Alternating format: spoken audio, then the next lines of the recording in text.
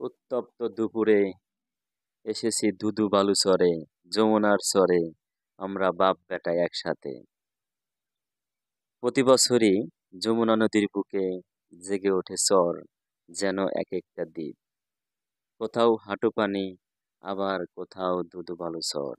এভাবেই মাঠের পর মাঠ, প্রান্তরের পর প্রান্তর, যেদিকেই তাকাই শুধু বালু আর বালু। ভরা মৌসুমে, বর্ষা মৌসুমে কিন্তু এরকম থাকে না। বর্ষা মৌসুমে চারিদিকে থই থই পানি, কোথাও যেন ঠাঁই নেই। দু একটা চর থাকে যেগুলো কিন্তু বালুচরের মতো নয়, কিন্তু যখন পানি শুকিয়ে যায় শীত মৌসুমে, এই সময়ে মূল নদীতে চর জেগে ওঠে। নদী যেন কয়েকটি ভাগে ভাগ হয়ে যায়।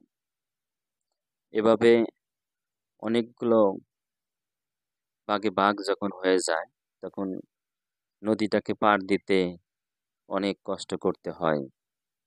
অনেক রাস্তা হেঁটে এক নদী থেকে অন্য নদীতে যেতে হয়। তো আমরা এখানে এসেছি, একটা বালুচরে আছি, দিগন্ত বিস্তৃত বালুচর। আশেপাশে অনেক বিস্তৃত বালুচর।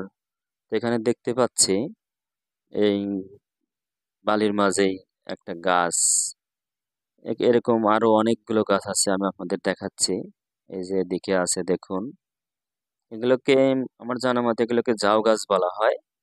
তো কি আশ্চর্য, যেখানে বালির মধ্যে শুকনো বালি, অথচ তার মধ্যে কত সুন্দর সবুজ গাছ, দেখতেই ভালো লাগে, একদম রসালো।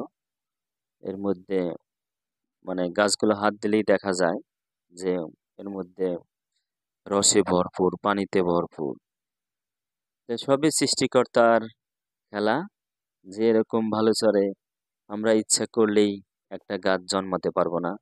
দেখেন প্রাকৃতিক ভাবেই গাছগুলো কত সুন্দর হয়েছে। আমার বাবা গাছগুলো এই যে হাতাইয়া দেখছে, সেও কিন্তু চেষ্টা করছে গাছগুলোকে পরীক্ষা করার।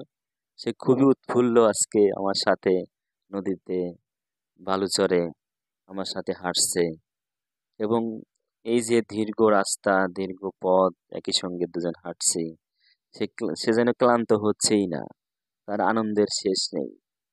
সে দেখেন গাছগুলো নিয়ে খেলা করছে। এই গাছগুলো আসলেই অনেক সুন্দর, এত সুন্দর যা আসলে আপনার মানে না দেখলে বুঝবেন না যে গাছগুলো এত সুন্দর। তো আমরা এখানে আসছি, গাছগুলো দেখছি, অনেক গাছ আছে এরকম, অনেক এরকম ধুধু ভালো চরে এরকম গাছ। এটা আসলেই প্রকৃতিরই এক অপরূপ বৈশিষ্ট্য। তবে বর্ষাকালে যখন আহ, পানিতে পরিপূর্ণ থাকে, তখন কিন্তু এরকম চর খুঁজে পাওয়া যায় না, চরগুলো পানিতে হারিয়ে যায়। আর যখন পানি শুকিয়ে যায়, তখন এই বালুচরগুলো জেগে ওঠে। এই গাছগুলো দেখাও কিন্তু এত সহজ কাজ নয়।